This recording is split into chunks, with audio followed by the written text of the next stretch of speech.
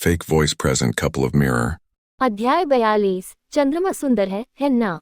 यान वे स्टूडियो की छत पर अकेली बैठी बियर पी रही है।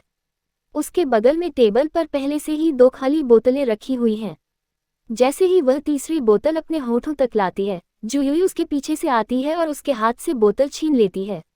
अकेले पी रही हो? तुमने मुझे अपने साथ क्यों नहीं बुलाया? यान वेई ने बोतल वापस छीन ली। गर्भवती महिलाओं को नहीं पीना चाहिए। जुयुई मेज के दूसरी ओर कुर्सी पर बैठ जाती है। ठीक है, वह मुंह बनाती है। यान वेई नीचे झुकती है, दूसरी बोतल उठाती है और अपनी उंगली से ढक्कन हटा देती है। ओह, जुयुई ने प्रशंसापूर्वक कहा। यान वेई ने उसे बोतल थमा दी। फलों का रस। जुयुई यान वेई का हाथ लेती है और उसका बारीकी से अध्ययन करती है। बहुत प्रभावशाली, वह निष्कर्ष देती है। यान वेई कुछ नहीं कहती है, हालांकि वह स्पष्ट रूप से निगलती है। आज रात तुम बहुत खुश नहीं लग रहे हो, वेई, जुयुई ने कहा। क्या मैंने कुछ ऐसा किया या कहा जिससे तुम दुखी हो? यान वेई ने तुरंत उसका हाथ छीन लिया। वह सोचती है, मेरे इतने करीब मत आओ और मेरे साथ इतना अच्छा व्यवहार मत करो। अगर ऐसा है, जुयुई आगे कहती है, तो मुझे आपसे माफी मांगनी चाहिए। आप जिस दौर से गुजरे हैं उसके लिए मेरा दिल दुखता है, लेकिन अगर इससे आपको असहजता महसूस होती है। यान वेई कहती है, ये तुम्हारी गलती नहीं है। वह उठती है और छत की रेलिंग के पास चली जाती है। मैं सिर्फ खुद को ही दोषी मानती हूँ। वेई, जुयुई बुदबुदाती है। वह भी उठती है और रेलिंग पर यान वेई के साथ बैठ जाती है। यान वेई चांद को देखती है। जैसा कि टैगोर ने कहा था, चांद सुंदर है ना? वह मुड़ती है और जुयुई की ओर अर्थपूर्ण दृष्टि से देखती है। क्या आपको लगता है कि वह सही थे? जुयुई मुस्कुराती है। ओह, वेई, तुम्हें वाकई और पढ़ना चाहिए। टैगोर ने ऐसा कभी नहीं कहा। यान वेई उदास दिखते हैं। ओह, ये नात्सुमे सोसेकी का उद्धरण है, जुयुई आगे कहते हैं। यह अंग्रेजी से जापानी में अनुवाद के संदर्भ में था। वाक्य का मूल अर्थ है। नीचे अनुवादक का नोट देखें। वह चुप हो जाती है और उसे एहसास हो जाता है। उसे यान वेई के साथ हुई पिछली बातचीत याद आ जाती है। तुम्हारी आंखों के नीचे ये काले घेरे क्यों हैं? जुयुई ने चिंता से पूछा। क्या तुम ठीक से सो नहीं पाए? उद्धरण। यान वेई जवाब देते हैं, कल रात बहुत शोर था। सचमुच, जुयुई ने कहा, लेकिन मैं कभी खर्राटे नहीं लेता।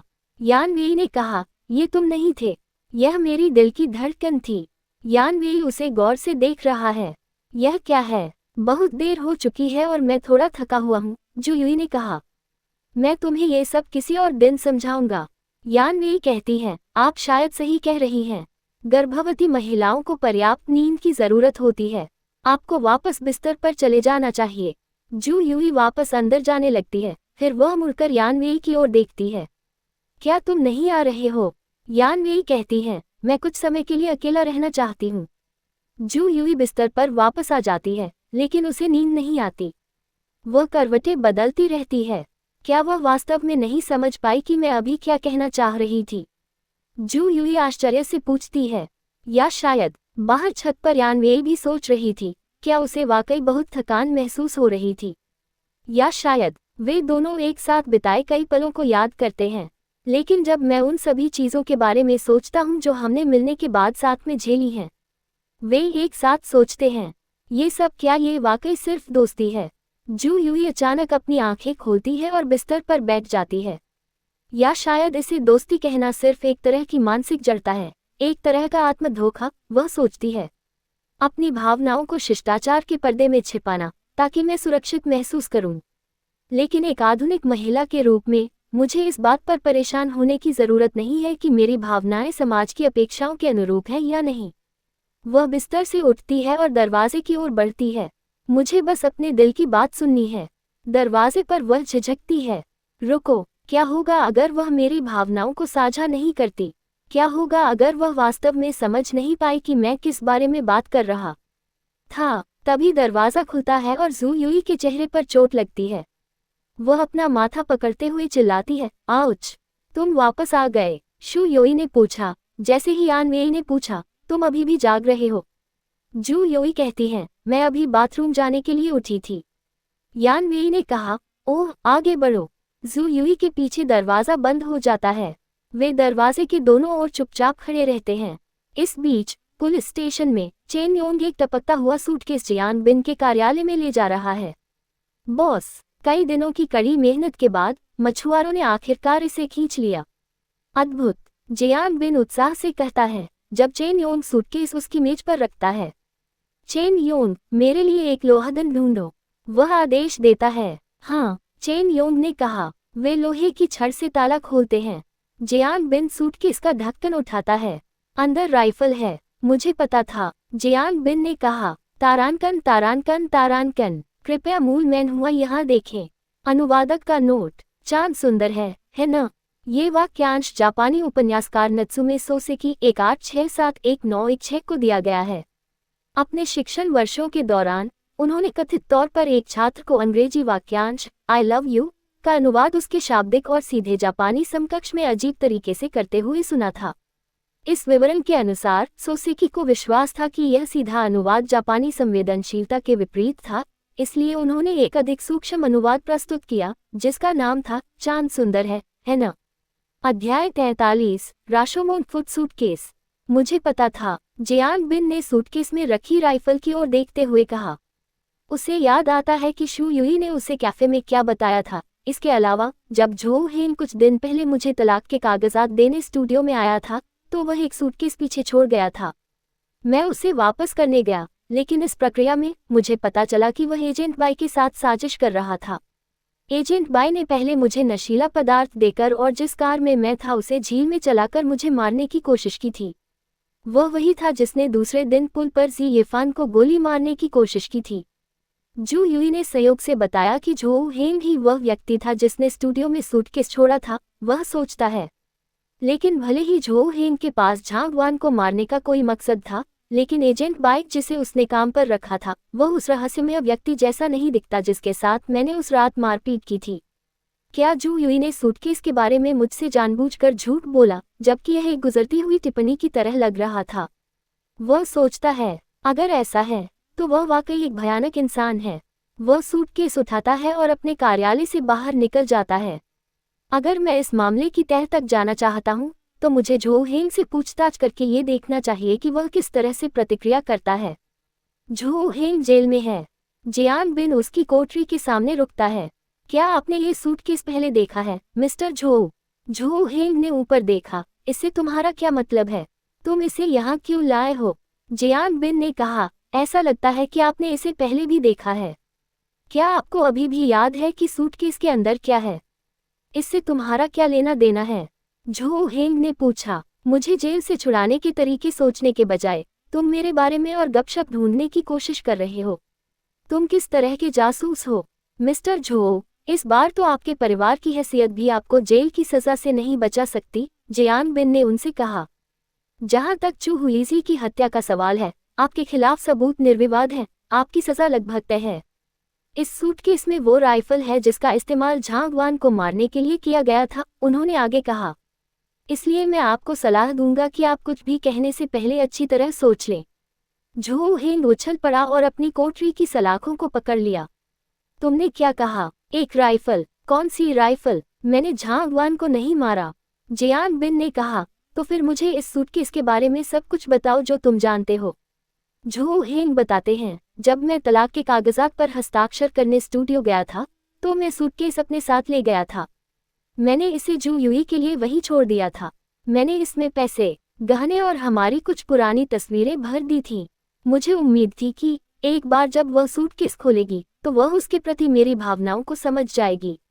इसके बजाय वहाँ एक राइफल क्यों है? उसे अचानक एहसास होता है, यह जरूर शू युई होगी। वह मुझे हत्या के लिए फंसाने की कोशिश कर रही है। वह चाहती है कि मैं मर जाऊं। हा हा हा हा, झो हेंग पागलों की तरह हंसने लगता है। वह सिर्फ एक बाहरी व्यक्ति की रक्षा के लिए मुझे मरवाने को तैयार है। जियान बिन दूर जाने लगता है। झो हेंग अभी भी हंस रहा है। हा हा हा हा हा, वह चाहती है कि मैं मर जाऊं। जियान बिन पीछे मुड़कर झो हेंग को घूरता है। शांत हो जाओ, मिस्टर झो। मैं पता लगाऊंगा कि आखिर हुआ क्या था। हम किसी के खिलाफ झूठे आरोप नहीं लगाएंगे जब उनके समर्थन में कोई सबूत न हो। जैसे ही जियांग बिन दूर चला जाता है, झो हेंग उसके पीछे चिल्लाता है, जू युई से कहो कि वह यहाँ आए और मेरा सामना करे। मैं उसकी आंखों में देखना चाहता हूँ और उससे सवाल पूछना चाहता हूँ। उससे कहो कि वह मेरे सामने आए। दिन का समय है। स्टूडियो में वापस आकर यान वेई अपना चेहरा धो रही है। उसकी आंखों के नीचे काले घेरे हैं। जब वह जागती है तो यान वेई अपने चेहरे को पोंछते हुए सोचती है, मैं बस यही दिखावा करूंगी कि कल रात कुछ हुआ ही नहीं। जू यूई बेडरूम में कपड़े पहन रही है। वह देखती है कि यान वेई अंदर आ गया है। मुझे सामान्य व्यवहार करना होगा, वह खुद से सोचती है, अन्यथा चीजें बहुत अजीब हो जाएंगी। वह यान वेई को पुकारती है, वेई वेई, मैं अपनी ड्रेस ठीक से बांध नहीं पा रही हूँ, क्या तुम मेरी मदद कर सकते हो? यान वेई ने कहा, ठीक है। यान वेई ड्रेस के साथ खुद को व्यस्त रखती है। अपनी कल्पना को बेकाबू होने देना बंद करो। ड्रेस पर ध्यान दो। वह कमरबंद को खींचती है। बस थोड़ा और आगे। वह जू यूई से कहती है, सांस अंदर लो, थोड़ी और सांस अंदर लो। यान वेई अंततः बटन लगाने में सफल हो जाती है। वह कहती है, ओह ये हो गया। ओह, जू यूई ने राहत की सांस ली। फिर बटन खुल जाते हैं। ओह नहीं, जू यूई रोती है, मेरी पोशाक। यान वेई ने पूछा, क्या आपका वजन बढ़ गया है? नहीं, जू यूई ने गुस्से से कहा, इस ड्रेस को पहनना हमेशा से ही मुश्किल रहा है। यान वेई ने कहा, आपका पेट बड़ा है। बकवास, जू यूई ने जवाब दिया, मेरा बच्चा बहुत दुबला है। यान वेई ने पीछे हटते हुए कहा, मैं खाना बनाने जा रहा हूँ। जू यूई ने उसे आवाज लगाई, मैंने वह मछली देखी जो तुमने खरीदी थी। मुझे मतली आ रही है, इसलिए मुझे पानी में उबली हुई मछली नहीं चाहिए। मुझे इसके बजाय लाल ब्रेस्ड पोर्क चाहिए। वह यान वेई को कमरे से बाहर जाते हुए देखती है। क्या मैंने सामान्य व्यवहार किया? मैंने अपनी तरफ से पूरी कोशिश की। यान वेई सीढ़ियों से नीचे उतरते हुए सोचती है। फिर वह रुक जाती है। रुको, क्या उसने कहा कि उसे लाल ब्रेस्ड मछली चाहिए या पानी में उबला हुआ सुअर का मांस? जो भी हो, मैं बस दोनों में से एक बनाऊंगी। जू यूई अपने सामने रखे दो व्यंजनों को देखती है। थाली में लाल ब्रेस्ड मछली है, कटोरे में पानी में उबला हुआ सुअर का मांस है। वह हकलाती है। उसने लाल ब्रेस्ड पोर्क शब्द की व्याख्या कैसे की? वह सोचती है। तभी जियांग बिन स्टूडियो में आता है। मिस चू। जू यूई ऊपर देखती है। जासूस जियांग। वह उससे कहता है, तुमने जो सूटकेस नदी में फेंक दिया था, उसे हमने खींचकर बाहर निकाल लिया है। जू यूई ने उसे प्रश्नवाचक दृष्टि से देखा, तुमने ऐसा क्यों किया? सूटकेस के अंदर एक राइफल है जो बाजार में बहुत कम मिलती है, वह कहता है। यह उसी राइफल का मेक और मॉडल है जिसका इस्तेमाल झांग वान को मारने के लिए किया गया था। क्या आपको कुछ पता है, मिस चू? क्या वह राइफल जिसने झांग वान को मार डाला? जू यूई ने चौंकते हुए कहा, ये कैसे हुआ? तो तुम्हें नहीं पता था कि सूटकेस के अंदर क्या था? जियांग बिन ने पूछा। मैंने सूटकेस कभी खोला ही नहीं, जू यूई कहते हैं। मेरे पास तो चाबी भी नहीं है। झो हेंग ने यहाँ आने के दौरान सूटकेस का जिक्र ही नहीं किया, इसलिए मुझे लगा कि वह गलती से सूटकेस छोड़ गया है। जब मैं उसे वापस करने गया तो मैंने देखा कि वह एजेंट बाई के साथ मिलकर साजिश कर रहा था। इससे मैं परेशान हो गया, इसलिए मैंने सूटकेस फेंक दिया। तुमने कहा था कि तुम्हारे पास सूटकेस की चाबी नहीं है, जियांग बिन ने जोर देकर पूछा। ये सही है, जू यूई ने पुष्टि की। जियांग बिन का कहना है कि उनके बयान या झो हेंग के बयान में कोई असंगति नहीं है। मुझे पता है, जू यूई अचानक चिल्लाती है। ये झो हेंग था। झो हेंग हत्या के लिए यान वेई को फंसाना चाहता था। अगर मैं गलत नहीं हूँ तो तलाक के कागजात पर हस्ताक्षर करने के बाद वह सीधे पुलिस स्टेशन गया होगा ताकि आपको बता सके कि मैं आज के दिन यान वेई को अपने साथ ले गया था। आपने उसके तुरंत बाद यान वेई की जांच शुरू कर दी। एक बार जब आप ये सब एक साथ जोड़ते हैं तो क्या इससे उसके इरादे स्पष्ट नहीं होते? मेरे प्रति उसका अधिकार भाव इतना प्रबल है कि वह मुझे मरवाने के लिए तैयार था। बेशक वह किसी ऐसे व्यक्ति को फंसाने के लिए तैयार होगा जिसे वह मुश्किल से जानता है। वह आगे कहती है, तुम भूले नहीं हो कि उसने यान वेई को फंसाने के लिए श्रीमती झू को रिश्वत दी थी, है न, जासूस जियांग? या फिर तुम्हें झू परिवार को नाराज करने में भी संकोच है? कृपया शांत हो जाए, मिस झू, जियांग बिन ने कहा। हम इस सब की जांच करेंगे। वैसे क्या मिस यान वेई यहाँ नहीं है? यान वेई पर्दे के पीछे से चुपके से सब कुछ सुन रही थी।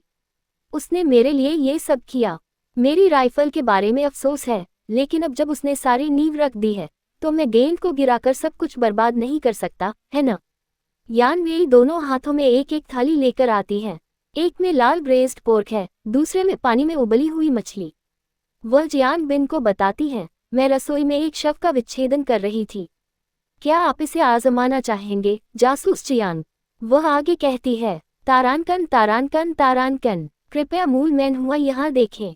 अनुवादक का नोट। फिल्म राशोमोन संभवतः अपने कथानक के लिए सर्वाधिक प्रसिद्ध है, जिसमें विभिन्न पात्र एक ही घटना के व्यक्तिपरक, वैकल्पिक और विरोधाभासी विवरण प्रस्तुत करते हैं। अध्याय 44। कौन अधिक महत्वपूर्ण है, मैं या बंदूक? CN। आत्मक्षति का संदर्भ। यान वेई ने खाने की मेज पर 2 बर्तन रखे। उसने पूछा, क्या आप इसे चखना चाहेंगे, जासूस जियान? जियान बिन हंसते हुए कहता है, मुझे नहीं पता था कि आप खाना बनाना जानती हैं, मिस यान। यान वेई कहते हैं, खाना पकाना ही एकमात्र काम नहीं है जो मैं करना जानता हूँ। मैं लोगों को मारना भी जानता हूँ। जियान बिन ने यान वेई की राइफल की तस्वीर दिखाई। ओह, अगर ऐसा है तो क्या आपने ये बंदूक पहले देखी है, मिस यान? यान वेई ने फोटो लिया और उसे देखा।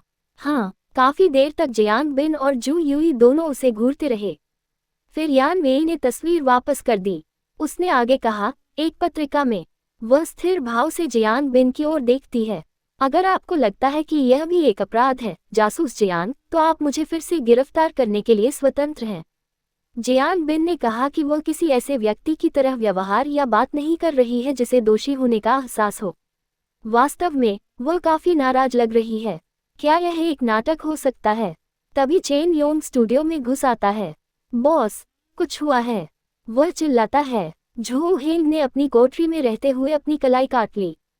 हमें जाकर पता लगाना होगा कि क्या हो रहा है, जियांग बिन चिल्लाता है, जबकि जू यूई और यान वेई उसे चुपचाप देखते रहते हैं। दरवाजे पर पहुंचकर वह मुड़ता है। चिंता मत करो, मिस यान, निर्दोष लोग हमसे सुरक्षित हैं, लेकिन मैं असली हत्यारे को भागने नहीं दूंगा। चाहे कितना भी मुश्किल क्यों न हो, मैं उनके अपराध को साबित करने के लिए जरूरी सबूत ढूंढ लूंगा। हाँ, जू यूई ने बीच में कहा, हम दोनों को पूरी उम्मीद है कि आप जल्द ही असली हत्यारे को पकड़ लेंगे, जासूस जियांग, ताकि वेई की बेगुनाही आखिरकार संदेह से परे साबित हो सके। जू यूई और यान वेई जियांग बिन को स्टूडियो से बाहर निकलते हुए देखते हैं। थोड़ी देर बाद जू यूई यान वेई की बांह पर हाथ मारती है। चलो खाना खाते हैं, वह कहती है। खाना ठंडा हो रहा है। यान वेई बैठ जाती है। उन्होंने कहा कि झो हेंग ने खुद को मारने की कोशिश की। जू यूई अपना कटोरा और चॉपस्टिक उठाती है। मुझे नहीं लगता कि यह कोई वास्तविक प्रयास था। मुझे पूरा यकीन है कि वह बस जेल से बाहर निकलने की कोशिश कर रहा था ताकि वह मुझे देख सके। क्या आप उसे देखना चाहते हैं? यान वेई ने पूछा। जू यूई ने अपना कटोरा और चॉपस्टिक फिर से नीचे रख दिया। जो भी आएगा आएगा, वह कहती है। जो भी खत्म होना है, मैं खत्म कर दूंगी। यान वेई एक पल के लिए चुप हो जाती है। फिर वो पूछती है, वैसे तुमने मेरी बंदूक कब छुड़ाई? तुम्हारे जेल जाने से ठीक पहले, जू यूई ने उससे कहा। मैंने सोचा था, अगर मैं इसे पा सकता हूँ, तो देर सवेर कोई और भी पालेगा। तुम इसे छुड़ाने के लिए मुझे दोष नहीं दोगी, यान वेई ने कहा। पुलिस को इसे रखने देना दुखद है। हालांकि यह ठीक है, मैं पुलिस स्टेशन वापस जा सकता हूँ और इस पर जू यूई बीच में बोलती है, नहीं, ये बहुत खतरनाक है। यान वेई कहते हैं, मेरी योग्यताओं को देखते हुए उन्हें पता भी नहीं चलेगा कि मैं वहां गया था। जब मैंने पिछली बार चू हुईजी के हैंडबैग में वे तस्वीरें डाली थीं, तो उन्होंने ध्यान नहीं दिया था। यह अलग है, जू यूई ने झट से कहा। ये सबूत है जो आपको सीधे अपराध से जोड़ता है। आपको जल्दबाजी नहीं करनी चाहिए। लेकिन, यान वेई ने शुरू किया। जू यूई ने दृढ़ता से कहा, मैंने कहा, नहीं। यान वेई उदास दिखती है जबकि जू यूई उसे घूरती है। जू यूई ने अपनी बात पर जोर देते हुए कहा, मैं आपसे पूछती हूँ कि कौन ज्यादा महत्वपूर्ण है, मैं या बंदूक? यान वेई लाल हो गया। ठीक है, मैं नहीं जाऊंगी, वह मानती है। जू यूई प्रसन्नतापूर्वक हंसती है, जबकि यान वेई लाल चेहरे के साथ वहीं बैठी रहती है। वह यान वेई की कलाई पकड़ती है, मेरे साथ आओ। यान वेई ने जू यूई को उसे तहखाने में ले जाने की अनुमति दी। क्या हो रहा है? जू यूई यान वेई को पालने के पास ले जाती है, जिससे यान वेई हैरान रह जाती है। वह पूछती है, क्या तुम चाहते हो कि मैं पालने को उल्टा कर दूं? आज्ञाकारी होकर यान वेई ऐसा करता है, और यह जानकर आश्चर्यचकित हो जाता है। ... उसके बाकी हथियार संग्रह को पालने के नीचे टेप से चिपका दिया गया है। कैसे? वह हकलाते हुए कहती है। वह जू यूई की ओर देखती है, उसके चेहरे पर मुस्कान है। क्या कमाल का विचार है। मुझे लगा कि क्या मैं उन सभी से छुटकारा पा चुका हूँ? जू यूई पूछती हैं। यान वेई ने बंदूकों की ओर देखते हुए कहा, तब तुम्हें मेरे बारे में सच्चाई नहीं पता थी। जब तुम्हें ये सब मिला तो क्या तुम्हें डर नहीं लगा? बेशक, मैं था, शू यूई मुस्कुराते हुए कहते हैं। मैं तुम्हें पुलिस स्टेशन में सौंपने के लिए लगभग भाग गया था। यान वेई आगे झुकती है और पूछती है, तो फिर तुमने मुझे क्यों नहीं सौंप दिया? जू यूई अचानक पकड़ी गई और शर्मा गई। वह दूसरी ओर देखने लगती है। मुझे वास्तव में नहीं पता कि क्यों। वह तुरंत यान वेई की ओर पीठ फेर लेती है। शायद मैंने सोचा था कि किसी को मौत की सजा देने से पहले मुझे कम से कम उसे अपनी सफाई देने का मौका तो देना चाहिए। यान वेई उसकी ओर देखता है, लेकिन कुछ नहीं कहता। डेजी अस्पताल में झो हेंग अपने बिस्तर पर हथकड़ी लगाए हुए जो कर रहा है उसे सिर्फ नखरे ही कहा जा सकता है। फैंग होन कुछ घंटे पहले ही चला गया। जू यूई अभी तक यहाँ क्यों नहीं आई? तभी जू यूई और यान वेई झो हेंग के अस्पताल के कमरे के बाहर प्रतीक्षा क्षेत्र में कदम रखते हैं। श्री और श्रीमती झो दोनों वहां बैठे हैं और फैंग होन उनका साथ दे रहा है। श्रीमती झो जू यूई के पास जाती है और धमकी भरे अंदाज में अपना हाथ उठाती है। तुम दुष्ट महिला हो। हालांकि इससे पहले कि वह जू यूई को थप्पड़ मार सके, यान वेई ने आसानी से उसकी कलाई पकड़ ली और उसे एक तरफ फेंक देता है। फैंग होंग दौड़कर आता है और श्रीमती झो के कंधे पर हाथ रखकर उसे संभालता है। ध्यान रहे आंटी, यान वेई उसे याद दिलाती है, मत भूलो, तुम्हारे बेटे ने ही उसे यहाँ आने के लिए कहा था। श्रीमती झो ने झू यूई की ओर देखते हुए आश्चर्य से कहा। ये सही है चाची, फैंग हेंग ने कहा। झो हेंग भाभी से मिलना चाहता था, उसे अंदर जाने दीजिए, श्री झो कहते हैं, जो इस दौरान अपनी सीट पर बैठे रहे। जू यूई यान वेई की ओर देखती है। वेई, यान वेई ने उससे कहा, जाओ, मैं यही तुम्हारा इंतजार करूंगी। अध्याय 45, अतीत को अलविदा। जू यूई झो हेंग के अस्पताल के कमरे के अंदर कदम रखती है। यूई, तुम यहाँ हो। वह उसका अभिवादन करता है। कृपया बैठो, मैं आपसे मिलना चाहता था, वह आगे कहते हैं, लेकिन आप कभी नहीं आए, इसलिए मुझे यह उपाय करना पड़ा। जू यूई खड़ी रहती है। और अब तुमने मुझे देख लिया है। झो हेंग कहते हैं, और मैं थोड़ा निराश हूँ। वह ड्रेस आपको ठीक से फिट नहीं लग रही है। क्या आपका वजन बढ़ गया है? आजकल आप अच्छे मूड में लग रही हैं। झो हेंग, जू यूई ने चेतावनी देते हुए कहा, अगर तुम्हें मुझसे कुछ कहना है तो कह दो, मैं बहुत व्यस्त हूँ। झो हेंग ने उसे एक शांत मुस्कान दी। यूई, एजेंट बाई ने ही श्रीमती झू को रिश्वत दी थी, मैंने नहीं। क्या तुम सच में सोचती हो कि मैं इतना मूर्ख हूं कि अपने हाथ गंदे कर लूं? जू यूई कहती हैं, तो शायद होटल के दूसरे कर्मचारी को गलती हो गई होगी। वह बेडस्प्रेड पर नजर डालती हैं, जो बिस्तर के पैरों से बहुत नीचे लटक रहा है। लेकिन वह आगे कहती हैं, जो कुछ भी हुआ है उसे देखते हुए क्या इससे कोई फर्क पड़ता है कि यह एजेंट बाई ने किया या आपने? झो हेंग ने कहा, तो क्या तुम में और मुझ में कोई अंतर है? तुमने मुझे फंसाने के लिए किसी से झूठी गवाही दिलवाए और तुमने तो। वह रुकता है, फिर आगे कहता है, मैंने तुम्हें जो सूटकेस दिया था उसमें अपने ही दोनों हाथों से एक राइफल भी रख दी।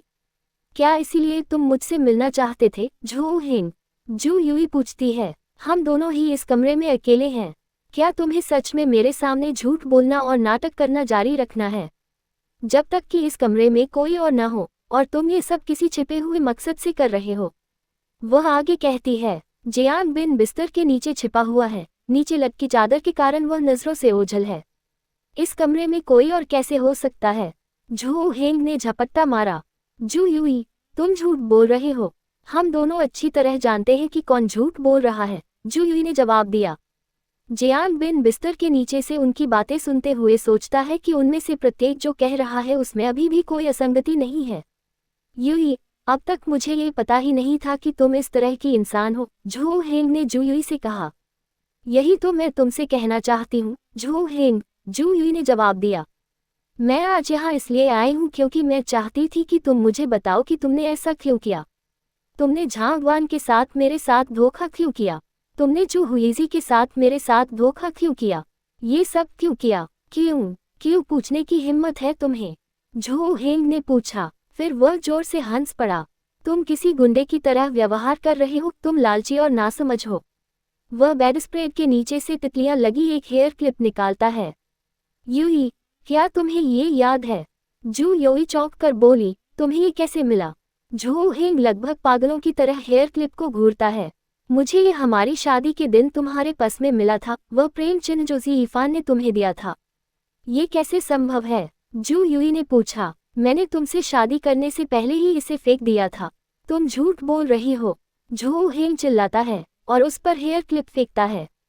वह जोर से जू यूई के पैरों पर गिरता है। झू हेंग, जू यूई कहना शुरू करती है, लेकिन वह बिस्तर पर मुक्का मारकर उसे बीच में ही रोक देता है। चुप रहो, वह चिल्लाता है। मुझसे अब और झूठ मत बोलना, एक भी शब्द नहीं। जू यूई हेयर क्लिप उठाने के लिए झुकती है, फिर वह झू हेंग की ओर मुड़ती है। भले ही तुमने जो कुछ भी कहा है वह सच हो, लेकिन मैं तुमसे ये पूछना चाहती हूँ, झू हेंग, क्या इसीलिए तुमने मुझे धोखा दिया? क्या इसीलिए तुमने हत्या की? झू हेंग ने पूछा। क्या आप सचमुच सोचते हैं कि यह एक मामूली मामला है? बिल्कुल नहीं, जू यूई कहती है। बेवफाई सबसे बड़ा अपराध है जो आप शादी में कर सकते हैं। लेकिन जब आपको लगा कि मैं आपको धोखा दे रही हूँ, तो आपने इस बारे में मुझसे बात क्यों नहीं की? आपने मुझसे बात क्यों नहीं की? अगर आपने उसी समय मुझसे रिश्ता तोड़ भी लिया होता, तो भी यह उन सभी चीज़ों से कहीं बेहतर होता जो आपने प्यार के नाम पर की हैं। आपने मुझे चोट पहुँचाई है, और आपने बहुत से अन्य लोगों को चोट पहुँचाई है, और आपने खुद को भी चोट पहुँचाई है। क्या आप इसे समझते हैं? झू हेंग हंसते हुए कहते हैं, अब आप मेरी बातों को तोड़ मरोड़ कर पेश कर रहे हैं। खुद से झूठ बोलना बंद करो, झू हेंग, शू यूई ने उससे कहा। तुम सिर्फ बहाने बना रहे हो। तुम्हारा जीवन हमेशा आसान रहा है, तुम छोटी सी भी कठिनाई का सामना नहीं कर सकते। तुम कहते हो कि तुम मुझसे प्यार करते हो, लेकिन तुमने मुझे कभी खुद को समझाने का मौका नहीं दिया। यह मुझे मौत की सजा देने जैसा था। वह प्यार कैसा था? जू यूई ने हेयर क्लिप को कसकर पकड़ लिया, फिर उसे फर्श पर फेंक दिया, जहां वह टूट गई। वह झू हेंग की ओर पीठ फेर लेती है। चलो कोशिश करते हैं कि हम एक दूसरे को फिर कभी न देखें। मुझे पता था कि तुम कभी भी मेरे पास वापस नहीं आना चाहती थी, झू हेंग ने निराशा से कहा। तुम सिर्फ मुझे फंसाने और अपने दोस्त को आज़ाद करवाने के लिए ज़रूरी सबूत ढूंढने की कोशिश कर रही थी। लेकिन मैं अभी भी उम्मीद के खिलाफ उम्मीद कर रहा था कि तुम थक जाओगी, तुम डर जाओगी, और तुम फिर से मेरी पत्नी बनना चाहोगी। क्या ये प्यार नहीं है? जू यूई ने पीछे मुड़कर नहीं देखा।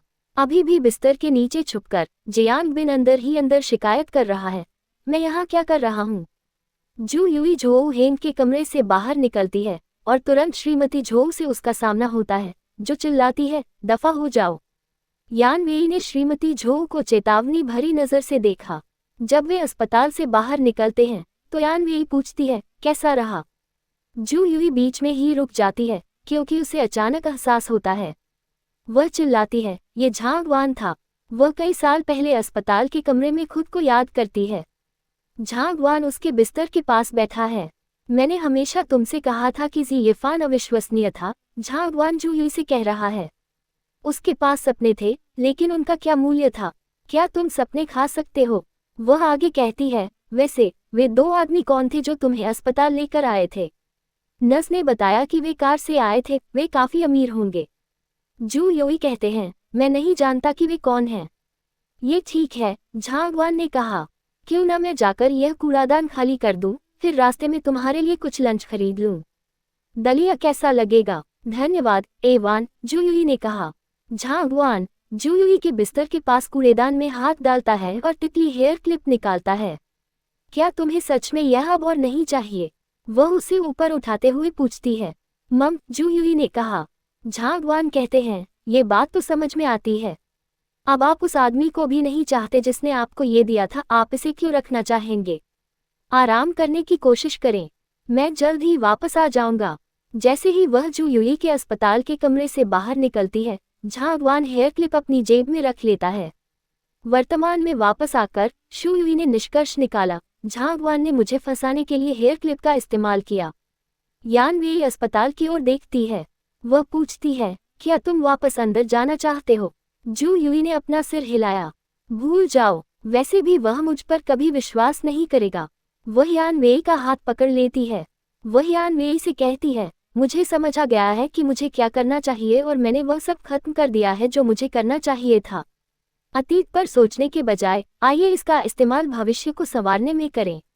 आइए इसका इस्तेमाल एक नई कहानी लिखने में करें। वह और यान वेई एक दूसरे को देखकर मुस्कुराते हैं।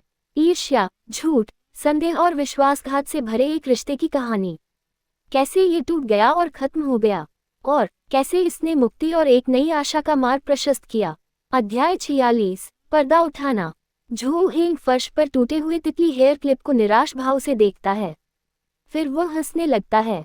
उसे झांग वान के साथ हुई मुलाकात याद आती है, जिसने अपने बालों में वैसी ही तितली हेयर क्लिप पहनी हुई है। ... और फिर चू हुई जी के साथ मुठभेड़, जो उसके बालों पर एक और समान तितली हेयर क्लिप फिसलने से शुरू होती है। झू हेंग के पिता कमरे में प्रवेश करते हैं। हेंग कहकर वे शुरू करते हैं। झू हेंग अपनी यादों से बाहर आता है। पिताजी, जब कल मुकदमा शुरू होगा, श्री झू कहते हैं, तुम्हें तुरंत दोषी मान लेना चाहिए। उसके बाद जो कुछ भी होगा, मैं उसका ख्याल रखूंगा। जहां तक जू यूई का सवाल है, तुम्हें अब उसके बारे में चिंता करने की जरूरत नहीं है। वह मेरे बच्चे को जन्म देने वाली है, झू हेंग बीच में बोलता है। अभी 7 महीने और हैं। श्री झू एक क्षण के लिए आश्चर्य से शब्दहीन होकर देखते रहते हैं, फिर आगे बढ़कर झू हेंग के हाथ थपथपाते हैं और उसके बालों को सहलाते हैं। मुझे पता है कि मुझे क्या करना है, वह कुछ अशुभ भाव से कहता है। इस बीच जू यूई और यान वेई अपनी कार में अस्पताल से बाहर निकल रहे हैं। यान वेई गाड़ी चला रहा है। ये स्टूडियो वापस जाने का रास्ता नहीं है न? जू यूई ने पूछा। हम कहाँ जा रहे हैं?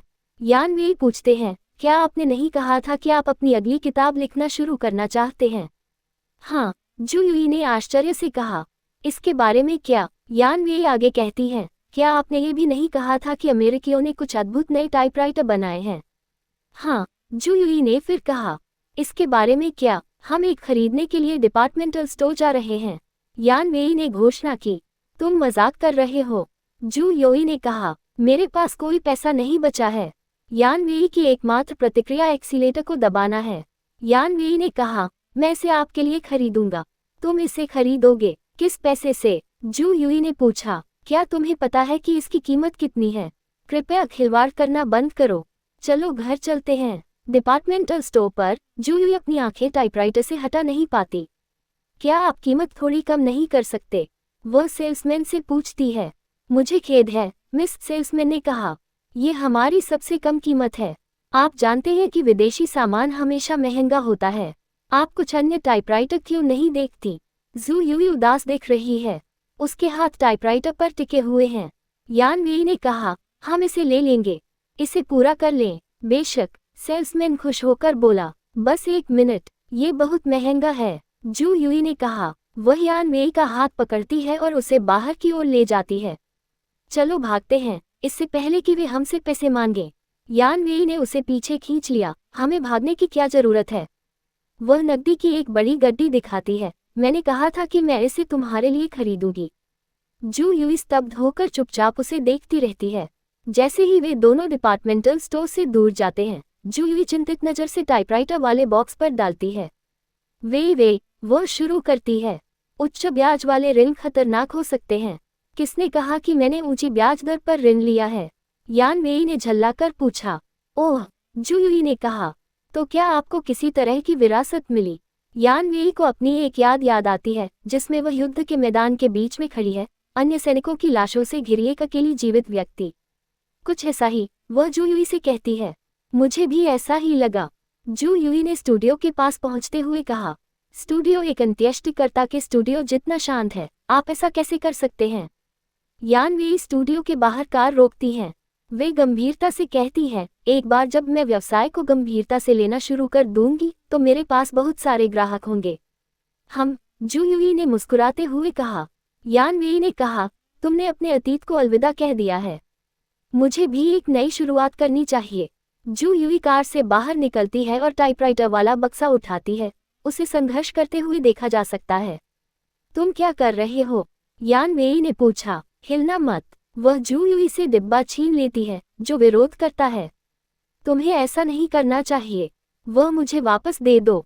बक्सा उठाकर यान वेई स्टूडियो के प्रवेश द्वार की ओर जाती है। धीरे से जू यूई ने उसके पीछे से आवाज लगाई। ये बहुत नाजुक है। अगर तुमने इसे तोड़ दिया तो तुम इसे बदलने के लिए पैसे नहीं दे पाओगे।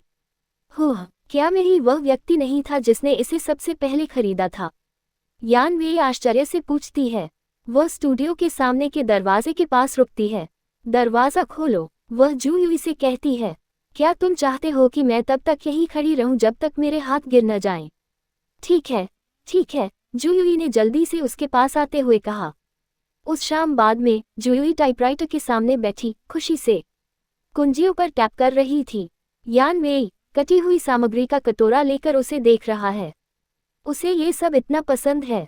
यान वेई मुस्कुराकर सोचता है। वह शू योई के पास जाती है। तुम्हें ये कैसा लग रहा है? क्या तुम्हें इसका काम करने का तरीका पसंद है? जू योई सीधे जवाब नहीं देती। वह कहती है, वेई वेई, मैं एक नई किताब लिखना चाहती हूँ। 2 लड़कियों के बारे में एक किताब जो एक दूसरे में मुक्ति पाती हैं। उनमें से प्रत्येक की अपनी अपनी परेशानियां हैं, लेकिन वे बहादुर और मजबूत हैं और वे एक दूसरे के लिए कुछ भी करने को तैयार हैं। वह यान वेई की ओर तिरछी नज़र से देखती है। क्या तुम्हें लगता है कि यह कारगर है? क्या वह सिर्फ किताब के बारे में बात कर रही है? यान वेई हैरान होकर सोचती है। यान वेई अपने गालों पर लाली लाते हुए रुक रुक कर जवाब देती है। मुझे लगता है कि यह काम करता है। क्या मैंने कुछ गलत कहा? वह घबरा कर पूछती है जब जू यूई उसकी ओर मुड़ती है। तुम मुझे ऐसे क्यों देख रहे हो? जू यूई हल्के से हंसती है। तुम्हारे चेहरे पर कुछ है, वह आगे हाथ बढ़ाते हुए कहती है। ओह, यान वेई कहती है। आज्ञाकारी होकर वह नीचे झुक जाती है और जू यूई ऊपर पहुंचती है और उसके गाल पर चूम लेता है। वह कहती है, वेई वेई, धन्यवाद। जैसे ही यान वेई ने जू यूई को पकड़ लिया, सामग्री का कटोरा फर्श पर गिर गया और उसके होठों पर चूम लेता है और एक क्षण के आश्चर्य के बाद जू यूई ने भी उसे वापस चूमा। तारानकन तारानकन तारानकन, कृपया मूल मैन हुआ यहाँ देखें। अनुवादक का नोट। चीनी भाषा में इस अध्याय का शीर्षक तोंगपो चुआनभूजी है, जिसका शाब्दिक अर्थ है खिड़की के कागज को तोड़ना। प्राचीन चीन में खिड़कियों के शीशे कांच के बजाय कागज से बने होते थे। यह एक अपशब्द है जिसका मोटे तौर पर अर्थ है वह व्यक्त करना जो आमतौर पर व्यक्त नहीं किया जाता है। इस शब्द का इस्तेमाल जिस संदर्भ में किया जा सकता है वह रोमांटिक संदर्भ है, खास तौर पर तब जब 2 लोग कुछ समय से एक दूसरे के प्रति रोमांटिक भावनाएं रखते हैं और उनमें से एक या दोनों आखिरकार उन भावनाओं को व्यक्त करने का साहस जुटाते हैं। अध्याय का शीर्षक यहाँ घूंघट उठाना के रूप में प्रस्तुत किया गया है। घूंघट के दुल्हन संबंधी अर्थ बहुत ही सटीक है। अध्याय 47। वेई। रात हो चुकी है और शू यूई और यान वेई के कपड़े शयन कक्ष के फर्श पर एक ढेर में पड़े हैं और आप जानते हैं कि मैं अगले कुछ पैनलों को खुद के लिए बोलने दूंगी। महान ऋषि और कवि टैगोर बाई जूई के शब्दों में, ऐसे समय होते हैं जब मौन भाषण की तुलना में अधिक वाक्पटु होता है। अगली सुबह एक न्यूज़ बॉय स्टूडियो के बाहर सड़क पर दौड़ता हुआ आता है और चिल्लाता है, अतिरिक्त। अदालत ने झोउ हेंग को हत्या का दोषी ठहराया है और उसे 10 साल के कारावास की सजा सुनाई है। जू योई ने शटर खोल दिया और खुशी से सूरज की रोशनी में खींचता है। यान वेई उसके पास जाती है और पीछे से जू यूई को अपनी बाहों में भर लेती है। जू यूई उसकी ओर देखने के लिए मुड़ती है। वेई वेई, मेरी नई किताब के शीर्षक के रूप में वेई के बारे में तुम क्या सोचती हो? यान वेई का कहना है, ऐसी किताब का प्रकाशित होना संभवतः असंभव है। तो मैं इसे प्रकाशित नहीं करूंगी, जू यूई ने कहा। मैं इसे सिर्फ हम दोनों के लिए लिखूंगी। वेई की खुशी, जू यूई सोचती है। जीवन अप्रत्याशित है, लेकिन जब तक तुम खुश हो, वेई, यही काफी है। और फिर 4 महीने बाद की बात है। यान वेई बिस्तर पर लेटी हुई जू यूई के ऊपर कोमलता से झुकती है। वह कहती है, उठने का समय हो गया है। जू यूई एक नज़र उस पर डालती है, फिर पलट जाती है और वापस सो जाती है। यान वेई ने उससे कहा, शीइफान की ट्रेन दोपहर 2 बजे निकलती है। अगर हम अभी निकलेंगे तो भी हम वहां पहुंच सकते हैं। आखिरकार वह तुम्हारा दोस्त है और तुम्हारी वजह से ही उसे चोट लगी है। जू योई गुस्से से उठकर बैठ जाती है। तुम मुझे उसे विदा करने के लिए क्यों मजबूर कर रहे हो? वह बड़ा आदमी है, उसे पता है कि ट्रेन में कैसे चढ़ना है। ओह, अब मुझे समझ आ गया, यान वेई ने कहा। क्या मिला? जू यूई ने पूछा। यान वेई कहती है, आप नहीं चाहती कि वह देखे कि अब आप कितनी बदसूरत दिख रही हैं, इसलिए आप उसे विदा नहीं करना चाहती। जू यूई फिर से क्रोधित हो गई। मैं बदसूरत? एक बार और कहने की कोशिश करो, यान वेई। मुझे नहीं लगता कि तुम बदसूरत हो, यान वेई ने झुककर जू यूई की ठुड्डी को अपने हाथ में पकड़ते हुए कहा। लेकिन तुम्हें पक्का लगता है कि वह तुम्हें बदसूरत समझेगा? तुम्हारी जीभ इतनी तेज कब से चमकने लगी? जू यूई ने आश्चर्य से पूछा। यान वेई कहती हैं, तुम उससे मिलने जाने से डरती हो? क्या इसलिए कि तुम अब भी उसे थोड़ा बहुत पसंद करती हो? किसने कहा कि मैं डरता हूँ? जू यूई ने पूछा। फिर उसे अपनी गलती का एहसास होता है। नहीं, मेरा मतलब है, कौन कहता है कि मैं अब भी उसे पसंद करती हूँ?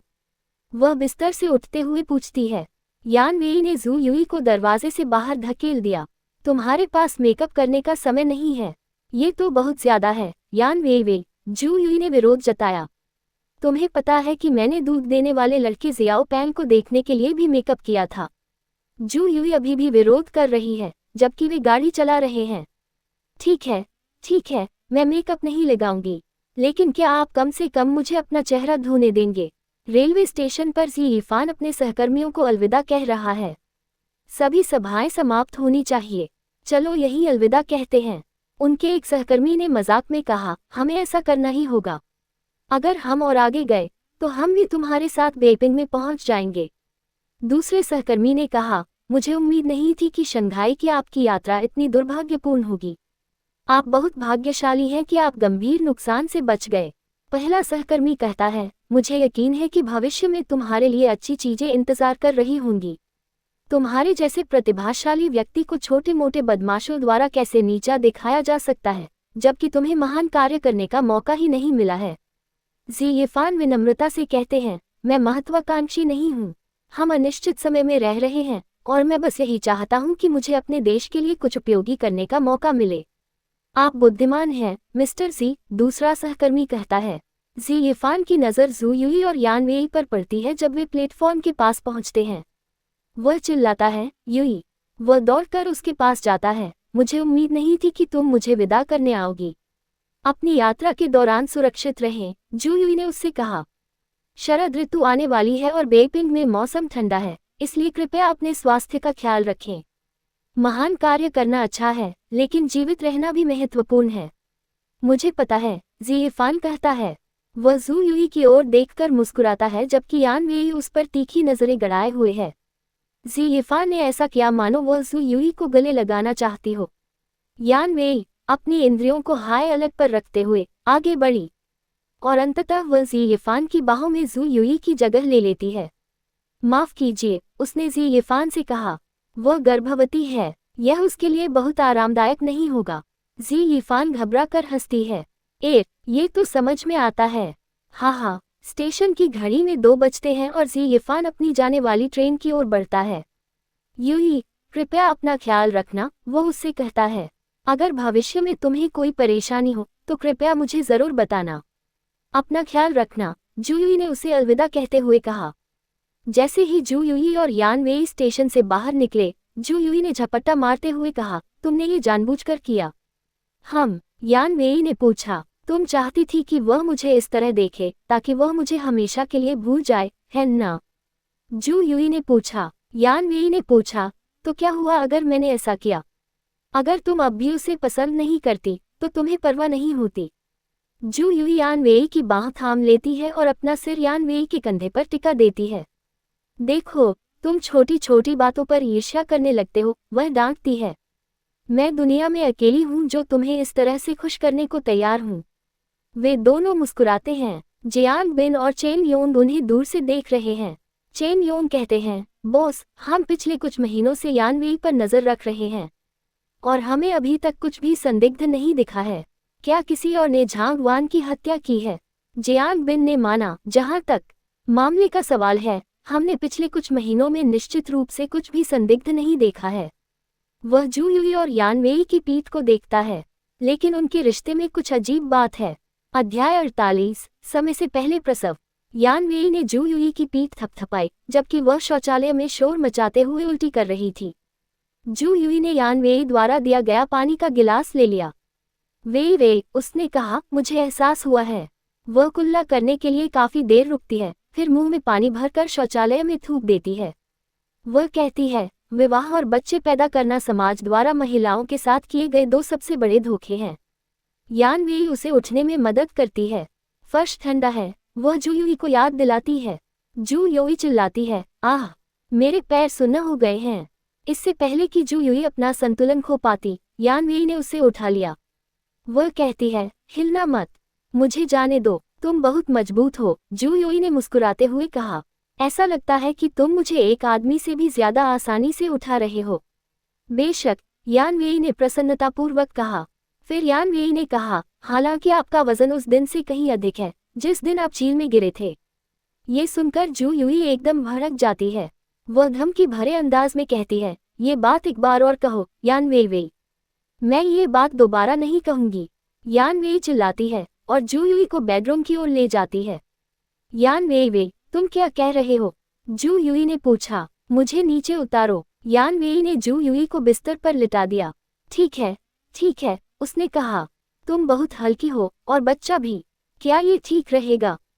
जू यूई ने अनिच्छा से संतुष्ट होकर कहा, अभी के लिए इतना ही काफी है। तुम क्या कर रहे हो? जू यूई पूछती है, जबकि यान वेई उसके पैरों तक पहुंचता है। यान वेई ने पूछा, क्या आपने नहीं कहा था कि आपके पैर सुन्न हो गए थे? जू यूई हंसते हुए कहती है, वे अब सुन्न नहीं रहे, मूर्ख। ओह, यान वेई ने कहा, तो मैं आपके लिए कुछ खाने को लेकर आता हूँ। जब वह जाने के लिए उठती है तो जू यूई उसे स्नेह भरी नजरों से देखता है। कुछ समय बाद गुडलक अचानक भोजन के प्रकट होने से चौंक जाता है। यान वेई ने जू यूई से कहा, मैंने आपके लिए आपकी पसंदीदा चीज बनाई है, लाल ब्रेस्ड पोर्क और चेस्टनट पॉरिएज। खाओ। वह पॉरिएज का कटोरा आगे बढ़ाती है। जू यूई की तबीयत बहुत खराब लग रही है। मुझे थोड़ा मतली आ रही है और भूख भी नहीं लग रही है। यान वेई नीचे झुकता है और जू यूई के पेट के पास कान लगाता है। लेकिन वह कहती है कि उसे भूख लगी है। जू यूई ने कहा। यान वेई ने दलिया के एक चम्मच पर सावधानी से फूंक मारी और उसे जू यूई की ओर बढ़ाया। ये रहा। जू यूई उसकी ओर देखती है और एक क्षण बाद वह खुद को खाना खाने देती है। 4 महीने बाद की बात है। एक रात जब वे दोनों बिस्तर पर लेटे हुए थे, यान वेई ने पूछा, वैसे क्या तुम अपनी तस्वीर खिंचवाना चाहोगी? कौन सी तस्वीर? जू यूई ने पूछा। यान वेई ने कहा, राष्ट्रपति वांग ने मुझे बताया कि गर्भावस्था की तस्वीरें आजकल बहुत लोकप्रिय हैं। जू यूई ने तुरंत इस विचार को अस्वीकार कर दिया। नहीं करो, यान वेई आग्रह करती है। जू यूई गुस्से से पलट जाती है। वह कहती है, मैं नहीं करूंगी, मैं बहुत मोटी हूँ। यान वेई उसके साथ लुढ़क जाती है। वह कहती है, मैं तस्वीरें खींचूंगी। जू यूई ने अपने कान ढक लिए। क्या तुम समझ नहीं रही हो कि मैं क्या कह रही हूँ? मैं यह नहीं कर रही हूँ। यान वेई ने प्रसन्नतापूर्वक कहा, हम इसे कल करेंगे। चलो सो जाते हैं। उसने जू यूई के कंधे पर थपथपाया। अगली सुबह यान वेई ने जू यूई को कई पोज दिए। कैमरा क्लिक होने पर वह कहती है, 1, 2, 3 और जू यूई को निर्देश देती है, अपनी थोड़ी ऊपर उठाओ। वह शू यूई से कहती है, बाईं ओर चलो। नहीं, दूसरा बाईं ओर। कैमरा क्लिक करता है और शू यूई को विभिन्न मुद्राओं में कैद करता है। तभी राष्ट्रपति वांग स्टूडियो में आते हैं। यूई, वे पुकारते हैं, फिर यान वेई को देखते हैं। आह, यान वेई, तुम भी यहाँ हो। जू यूई ने उनका अभिवादन किया। राष्ट्रपति वांग, क्या तुम तस्वीरें ले रहे हो? वह इधर उधर देखते हुए पूछता है। वह जू यूई को जापानी अक्षरों वाली एक किताब थमाता है। मेरे पास तुम्हारे लिए एक सरप्राइज है। जापानी संस्करण पहले ही प्रकाशित हो चुका है। जू यूई ने प्रसन्नतापूर्वक पूछा। राष्ट्रपति वांग ने उनसे कहा, श्री नोबुनागा ने बहुत मदद की। शू यूई कहती हैं, हमें वाकई उनका शुक्रिया अदा करना चाहिए। फिर वह कहती है, वैसे राष्ट्रपति वांग, क्या आप मेरा एक काम कर सकते हैं? राष्ट्रपति वांग कहते हैं, बेशक। जू यूई ने यान वेई का हाथ पकड़ लिया। तुम क्या कर रहे हो? यान वेई ने पूछा। चलो एक तस्वीर लेते हैं। जू यूई ने कहा। नहीं, यान वेई ने स्पष्ट रूप से कहा। ... लेकिन शू यूई और राष्ट्रपति वांग के संयुक्त प्रयासों से वह पूरी तरह पराजित हो गई। जाओ, राष्ट्रपति वांग आग्रह करते हैं और उसे कैमरे के सामने धकेल देते हैं। जल्दी करो, चलो, जू यूई ने उसका हाथ पकड़ते हुए कहा।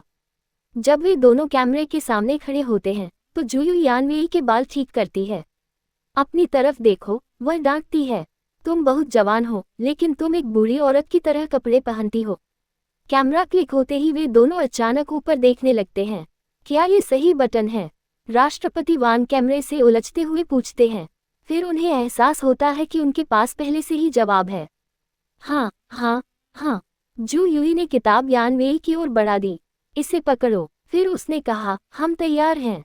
वे दोनों अपनी अपनी जगह पर बैठ जाते हैं। यान वेई का चेहरा पूरी तरह से भावशून्य है।